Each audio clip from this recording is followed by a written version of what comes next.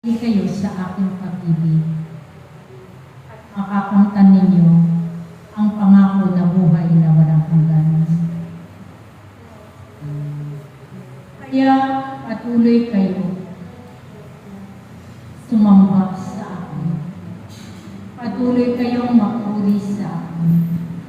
Patuloy kayong maglingkod sa akin hanggang wakas ng inyong mga buhay.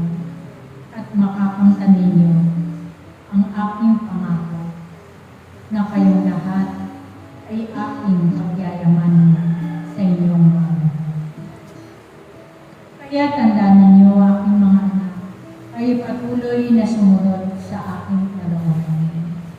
Sapagkat tandaan ninyo lahat, hindi lahat ng tumatawag sa akin ng Panginoon ay makakarating doon sa aking kaharian, kundi ang mga sumusunod lamang sa aking kalooban. Kaya nawa, aking mga anak na narito, pagsumikapan ninyong palagi na kayo ay aking pangharian sa inyong mga buhay, upang makamit ninyo ang kaligtasan at buhay na walang hanggan. Kaya nawa ang bawat isa na narito, pagsumikapan ninyong palagi ng inyong mga tungkulin na iniatang ng Diyos para sa inyong lahat.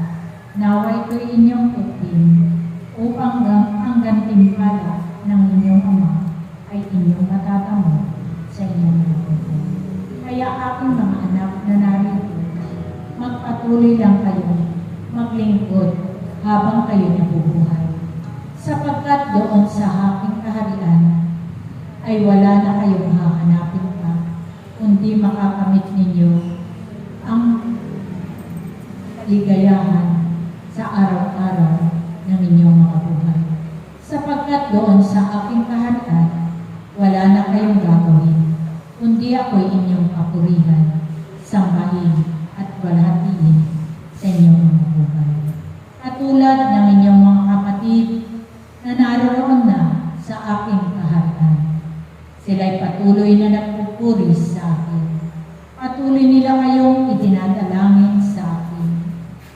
Sila'y sama-sama na nanalangin at patuloy na itinanalangin ang inyong komunidad.